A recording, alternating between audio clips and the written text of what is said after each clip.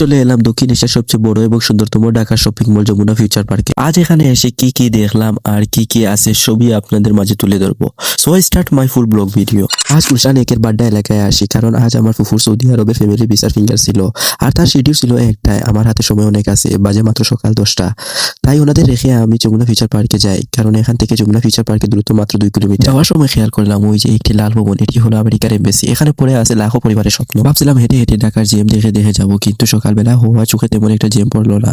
তাই সময় স্বল্পতার কারণে একটা রিক্সায় উঠে পড়লাম, যার ভাড়া পড়েছিল 40 টাকা। আর আমি রিক্সা চড়ে ঢাকা সৌন্দর্য দেখে যাচ্ছি, কারণ সকালবেলা হওয়া খুব শান্ত ছিল ঢাকা শহর। তবে সময় যত যাচ্ছিল ঢাকা শহরের ব্যস্ততা শুরু হয়ে যাচ্ছে। তারপর আমি রিক্সা থেকে নেমে পড়ি আর ওভার ব্রিজে উঠলাম রাস্তা পার হওয়ার জন্য। ওভার ব্রিজের উপর থেকে আমি যমুনা ফিউচার পার্ক দেখতে পাই।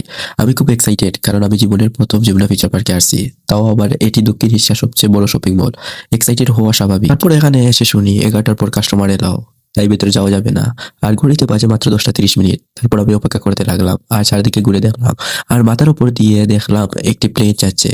আর ভাবলাম আমি কবে এরকম যাবো। আর 11টা বাজতে কাস্টমাররা গেটের সামনে ভিড় করতেছে। তারপর ঠেলাঠেলির পর ভেতরে ঢুকতে পারলাম অবশেষে। আর আজকে আপনাদের দেখাতে যাচ্ছি ঢাকার সবচেয়ে বড় এবং দক্ষিণ এশিয়ার অন্যতম বিশাল shopping mall Jamuna future park. এটা শুধু একটি শপিং মল না, এক কথায় বললে এটা যেন একটা ছোট শহরের মতো।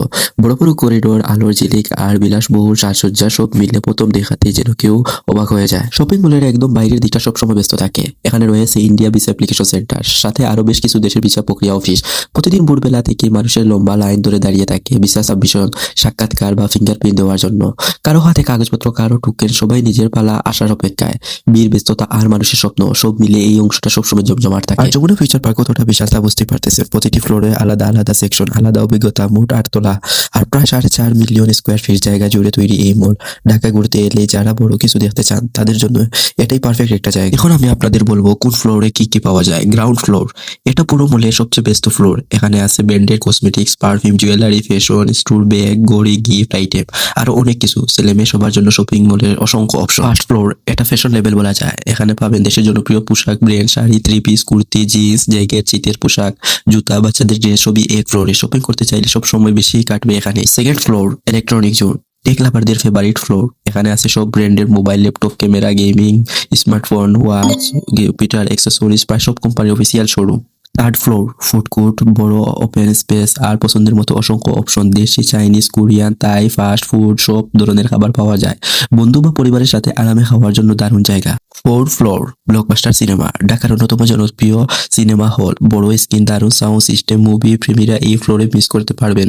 5 floor, entertainment zone, game zone, VR experience, kids play area, শিশু থেকে বড় সবাইকে ব্যস্ত রাখার মতো প্রচুর বিনোদন আছে। 6 and 7 floor, rooftop corporate zone, এখানে রয়েছে বিভিন্ন ইভেন্ট স্পেস, কর্পোরেট অফিস এবং মাঝে মাঝে এক্সিবিশন বা ছোট মেলা। সব মিলে যমুনা ফিউচার পার্কের শুধু শপিং মলের জায়গা না, এটি একটা লাইফস্টাইল এক্সপিরিয়েন্স। কেউ শপিং করতে, কেউ ছবি তুলতে, কেউ সিনেমা দেখতে, কেউ শুধু ঘুরতে। প্রতিদিন অসংখ্য মানুষ আসে এখানে। আমি আজ এখানে শুধু ভিডিও ফুটেজ করেছি, সময় ছিল কম, কারণ আমি গুলশানে আমার ফুফুমণিকে রেখে এসেছি। ওনার সৌদি আরবের ফ্যামিলি ভিসার ফিঙ্গার দিতে এসেছিলেন, তাই তারা হুড়া করে আমাকে ঘুরে দেখতে হয়েছে।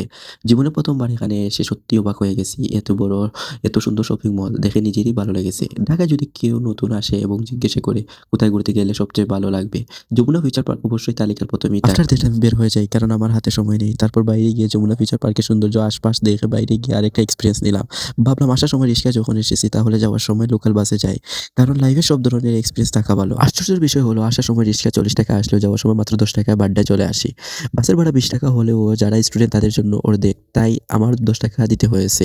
তাই ঢাকায় যারাই যান, যারা স্টুডেন্ট আছে সবাইকে বলবো বাসে উঠলে অবশ্যই স্টুডেন্ট বলবেন, তাহলে ভাড়া অর্ধেক করবে। সো গাইস, আজকের ব্লগটি এই পর্যন্ত। আমার ব্লগটি কেমন লাগে তা কমেন্ট করে জানাবেন। So guys, thanks for watching, follow for more video. Allah Hafiz.